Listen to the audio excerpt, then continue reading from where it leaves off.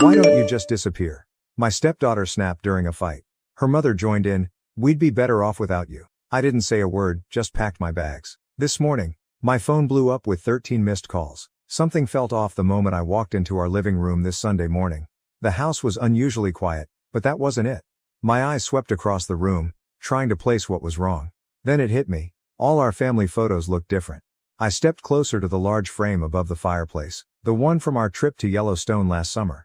The photo was there, but I wasn't. Every picture of me had been carefully removed, leaving awkward gaps in family moments spanning the last 3 years. I stood there, coffee cup growing cold in my hand, when I heard Stella's door upstairs close softly. My stepdaughter's footsteps paused at the top of the stairs. She'd obviously noticed I was up. After a moment's hesitation, she continued down, phone in hand, deliberately not making eye contact as she headed for the kitchen. "Morning," I said, keeping my voice neutral. The silence that followed was heavy with intent. 3 years. That's how long I'd been in Stella's life. 3 years of carefully building trust, of movie nights and math homework help, of trying to be there without pushing too hard. Now, at 16, she'd started pulling away. I'd been expecting typical teenage rebellion, but this felt different. It started last week when I offered to help with her chemistry project. She'd been struggling with the subject and I thought, well, it doesn't matter what I thought. Her response was like a slap. "Stop pretending you care about my grades. You're not my real dad." I'd heard variations of that before, but something in her tone was new, sharp, deliberate. Delilah, my wife, was in the kitchen and must have heard, but she said nothing. That silence felt like choosing sides. The tension built over the week. Small things, dishes left in the sink with pointed looks, doors closing just a bit too hard, conversations that stopped when I entered rooms. Delilah grew distant too, deflecting when I tried to discuss what was happening. "She's just being a teenager, Thomas. Don't make it about you." But last night, everything exploded. Stella was texting at dinner, against our usual rules. When I gently reminded her, she threw her phone down. "God, why are you always policing everything I do? Why can't you just leave me alone?" "Stella," I started. "I'm just trying to..." "To what? Play dad? I already have one." She stood up, chair scraping against the floor. "Why don't you just disappear? Nobody asked you to try so hard. It's pathetic." I looked at Delilah, expecting... I don't know what I expected. Support? Mediation? Instead, she set down her fork and said quietly, "Maybe we'd all be better off if you did." The words hung in the air like smoke. 3 years of memories flashed through my mind. The day Stella first laughed at one of my dad jokes. The night she called me in tears when her first boyfriend broke up with her. The proud smile Delilah gave me when Stella asked me, not her mom, to help pick out her prom dress. I stood up slowly, my dinner half eaten. "Okay," I said simply. "Okay what?" Stella challenged, but there was a flicker of something in her eyes. Uncertainty maybe. "If that's how you both feel, okay." I walked upstairs to our bedroom and pulled out my old duffel bag. I could hear them whispering downstairs, but nobody came up. As I packed enough clothes for a few days, I noticed my hands weren't shaking. I felt oddly calm. When I came down, Stella was gone. Probably to her room. Delilah stood in the kitchen doorway, arms crossed. "So you're just leaving? That's your solution?" "You said you'd be better off," I replied, checking for my keys and wallet. "I'm respecting that." "That's not, I didn't mean..." She stopped, pride or anger or something else holding back whatever she was going to say. I picked up my bag. "I'll be at Ryan's. I'll figure out something more permanent soon." I paused at the door. "You know, when Stella said those things before, it hurt. But hearing you agree? That broke something, Del." I drove to Ryan's place in silence. He took one look at me and set up his guest room without questions. That's the kind of friend he is. I turned off my phone and took a sleeping pill from the emergency stash in my travel kit. This morning, I woke up to sunlight streaming through unfamiliar curtains. When I finally turned on my phone, it exploded with notifications. 13 missed calls, 8 from Delilah, 3 from Stella, 2 from Quinn, my sister. 27 text messages, 4 voicemails. I haven't listened to them yet. I'm sitting here in Ryan's guest room, watching the morning traffic below, thinking about those empty spaces in our family photos. Maybe they were always there and I just didn't want to see them. My phone buzzes again. It's Stella. After everything that happened, I find myself staring at her name on the screen, wondering what could be so urgent now. But I'm not ready. Not yet. Sometimes the hardest thing isn't walking away. It's knowing whether you should walk back. Update 1. First, thank you all for the supportive comments on my last post. I didn't expect such an overwhelming response. To address the most common questions. Yes, I've read the messages. No, I haven't replied to any of them yet. And yes, I'm still at Ryan's. This morning started like the others. Me pretending to focus on work while actually staring at my phone, wondering if I should break the silence. Then Ryan dropped a bomb over breakfast. "Miles is back in town. he said, sliding his phone across the table. There on Facebook was a photo of Stella's biological father, tagged at a local restaurant 2 weeks ago. The same Miles who hasn't paid child support in 3 years. The same Miles who missed Stella's last 4 birthdays. Suddenly, the timing of everything made sense. I scrolled through my texts again. Delilah's messages had evolved from angry, real mature Thomas, running away instead of talking, to concerned, please just let us know you're okay, to something more complex. Her latest read, there's something you need to know. It's about Stella. Please call. Quinn showed up around lunch, armed with coffee and that no-nonsense look she gets when she's about to meddle in my life. You look like hell, she announced, dropping into Ryan's couch. Thanks.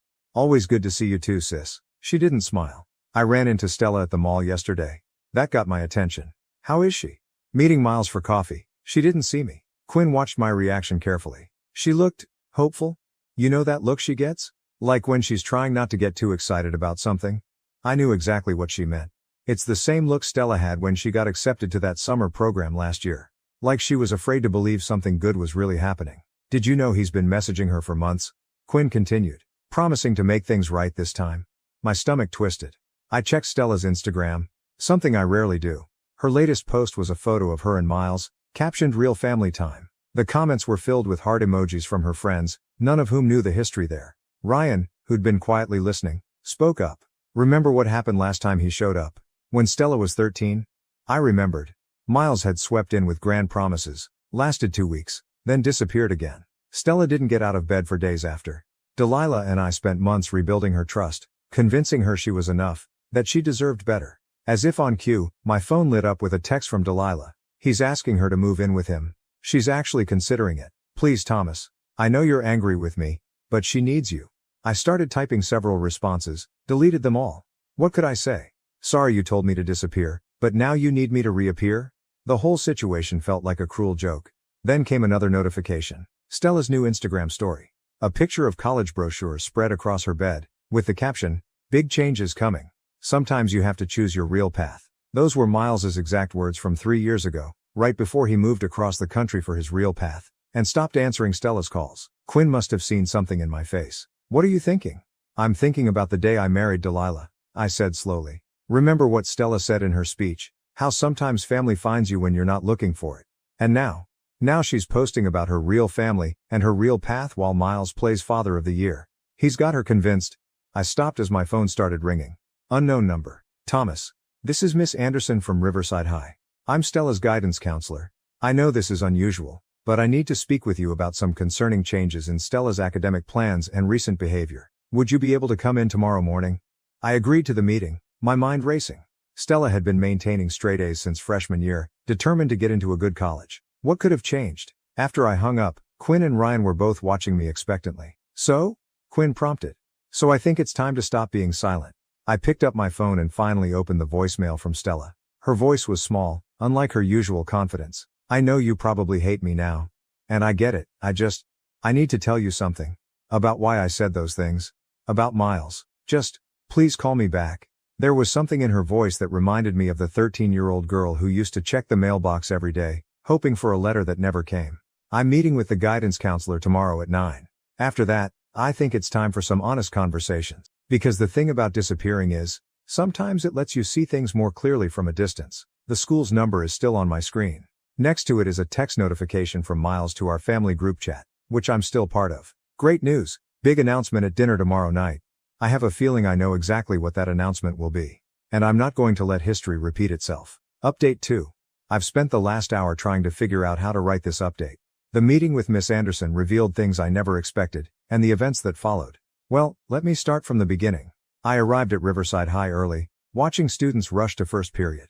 A few of Stella's classmates recognized me, their quick glances and whispers telling me rumors were already circulating about my absence. Miss Anderson didn't waste time once I sat down. Stella submitted paperwork to withdraw from her advanced placement classes yesterday, she said, sliding a form across her desk. She's also dropping French club and student council. When I asked why, she said she's transferring schools next semester.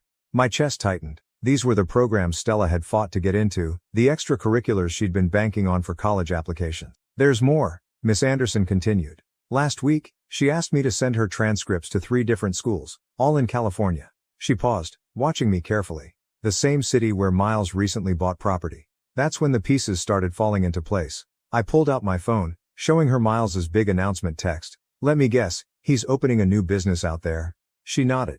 Stella mentioned something about a startup. Said her father needs family investors to get it off the ground. The familiar sick feeling returned, the same one I got 3 years ago when Miles convinced Delilah to loan him money for a sure-thing business venture. Money we never saw again. I left the school and drove straight to our house. Delilah's car was in the driveway, and through the window, I could see her pacing in the kitchen, phone to her ear. She spotted me and rushed to open the door before I could even knock. He asked her for money. She said immediately, her college fund. He's been filling her head with promises about this tech startup, saying if she invests now, she'll make enough to pay for any college she wants. Where is she? Coffee with Miles. Again.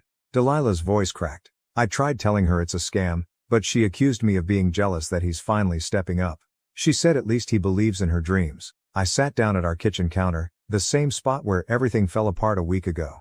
Why didn't you tell me he was back? I tried to handle it myself. Thought if I kept them apart. She shook her head. Then you and Stella had that fight, and she said those things and I panicked. Sided with her because I was afraid if I didn't she'd choose him completely. Before I could respond, the front door opened. Stella walked in, freezing when she saw me. She looked different, makeup done carefully, wearing the expensive jacket Miles must have bought her. But her eyes were red. What are you doing here? She asked, but the usual edge was missing from her voice. Dropping your AP classes. Really? I kept my tone gentle. What happened to Stanford? Plans change, she mumbled, not meeting my eyes. Dad says. Miles says. I corrected quietly. Something flickered across her face. He has connections out there. The startup is guaranteed to, like the classic car dealership was guaranteed? Or the food truck franchise? I pulled out my laptop, opening the documents I'd spent the morning gathering. I did some digging. Want to see Miles's current business registration status? Or his credit report? Or maybe the 3 pending lawsuits from his last guaranteed investment opportunity? Stella's hands trembled as she took the laptop. With each click, each document, the careful facade cracked a little more. When she reached the lawsuit from his previous stepdaughter's grandmother, seeking to recover college funds he'd borrowed, the first tear fell. He said. She swallowed hard. He said he's changed. That he wants to make up for lost time. That we could be a real family if. She stopped, looking up at me suddenly. The photo album. He said I had to prove I was choosing him. That you were the reason he stayed away, because you took his place. Oh sweetie. Delilah moved toward her, but Stella stepped back. I knew, she whispered. Deep down I think I knew. But I wanted so badly to believe. Her phone buzzed, another text from Miles. She stared at it for a long moment before turning it off completely. I have to go, she said abruptly, heading for the stairs. I need to think. We let her go. Sometimes space is the kindest thing you can offer. Hours passed. Delilah and I talked, really talked, for the first time in weeks, about fears and mistakes, about Stella and Miles, about us. Around midnight, I was getting ready to head back to Ryan's when my phone lit up with a text from Stella. I messed up. Everything's messed up. Can we talk? I mean really talk. Not about Miles or money or anything. Just, remember when we used to get ice cream after my dance classes and you'd let me rant about school drama? Could we maybe do that? I know I don't deserve it, but I'm typing this from the car parked outside our local ice cream place. It's technically closed, but the owner knows us. We've been coming here for 3 years. He's staying open late just for us. Stella just pulled up in her mom's car. She's sitting there, probably working up the courage to come in, just like I am. Sometimes the hardest conversations start with the smallest steps. Or in this case, with mint chocolate chip ice cream at midnight. Finally update. That night at the ice cream shop changed everything. Stella talked for hours, about Miles's manipulation, her fears, her guilt. But it was what she mentioned in passing that caught my attention. Miles had been asking her to convince her friend's parents to invest in his startup too. Something clicked. I remembered the lawsuits I'd found. The pattern of targeting families through their children. The rage I'd been suppressing finally had a purpose. You know, I said carefully. What he's doing isn't just morally wrong. It's illegal. Stella looked up from her melting ice cream. What do you mean? I explained about securities fraud, about running unauthorized investment schemes. Her eyes widened as she pulled out her phone, showing me the group chats where Miles had been directly soliciting investments from minors. That night, after dropping Stella home, I made some calls. Quinn has a friend at the SEC. Ryan knows someone in the DA's office. By morning, I had a plan. Miles didn't see it coming. He was too focused on his big announcement dinner, where he planned to convince Stella to sign over her college fund. He'd even invited some of her friends' parents, more potential targets. The dinner was at an expensive restaurant. Miles was in his element, talking about Silicon Valley connections and guaranteed returns. I waited until the appetizers arrived before standing up. Before we continue, I said. There are some people who'd like to join us. On cue, 2 federal agents and a state investigator walked in. Miles's face went from confident to confused to terrified in seconds. Turns out, Miles wasn't just running one scam. The investigators found 7 different fraudulent schemes across 3 states. Every time he'd reconnect with Stella over the years, he'd been setting up new victims. The classic car dealership that cost Delilah her savings, part of a larger fraud scheme. The food truck franchise? Same pattern. But here's the beautiful part. He'd gotten sloppy this time. Documented everything in texts and emails to Stella, thinking she'd never turn on him. When she forwarded those messages to the investigators, his fate was sealed. The parents at the dinner? They were wearing wires. Every promise, every lie, every illegal investment pitch was recorded. Miles tried to run, actually knocked over a waiter and sprinted for the door. He made it 3 steps before security stopped him. As they led him away, he looked at Stella with that manipulative puppy dog expression she'd fallen for so many times. "Sweetie, this is all a misunderstanding. Tell them I'm your father." Stella stood up, shoulders straight. "My father's right here," she said, taking my hand. "And he just watched you get exactly what you deserve." The aftermath was intense. News coverage, victim statements, more families coming forward. The investigators found over $2.3 million in stolen funds. Miles is looking at 15, 20 years. His startup was non-existent, just a website and some stolen photos of a real tech company's office. But the real victory wasn't watching Miles get arrested. It was the small moments that followed. Stella put all her photos with Miles in a box and donated it to the prosecution. Evidence, she called it, with a hint of her old smile. She reapplied for her AP classes. The school was understanding, given the circumstances. Her friends' parents, instead of being angry, formed a support group for families affected by similar scams. Something good from something awful. Last night, Stella asked me to help her with her college essays. "I have a pretty unique story now," she said. "How many people can write about taking down their biological father's fraud empire? Delilah and I are in counseling. There's trust to rebuild, wounds to heal." But watching her stick those photos of me back in the family albums, carefully straightening each one, that said more than words could. This morning, Stella came down for breakfast early. She had an envelope with her. "I found this in my room," she said, sliding it across the table. "Miles asked me to mail it last week. It's investment paperwork for his startup. I thought maybe you'd want to add it to the evidence file." I looked at the envelope, then at her. "Want to deliver it to the investigators together?" She grinned, that real unguarded smile I'd missed. "Can we get ice cream after?" Some people might say the revenge was too harsh. That family is family, no matter what. But real family doesn't try to steal your future. Real family protects you, even if that means protecting you from other family. Miles's sentencing is next month. Stella's planning to read a victim impact statement. She's been working on it for weeks, revising each word carefully. Yesterday, she asked me to look it over. "It needs a good ending," she said. "Something that shows I'm not just his victim anymore." I think she's already found that ending. It's in the way she holds her head up now, in how she's helping other kids spot similar scams, in the college brochures back on her desk. Her real path, not the one Miles tried to sell her. Sometimes moving forward means making sure the past can't hurt anyone else. And sometimes the best revenge isn't just watching someone face consequences, it's thriving despite them. We're having a family dinner tonight. Just the 3 of us. Stella's making her famous pasta sauce, the one she learned from watching cooking videos with me during lockdown. Normal, boring, wonderful family stuff. The kind of stuff Miles will have plenty of time to think about from his cell.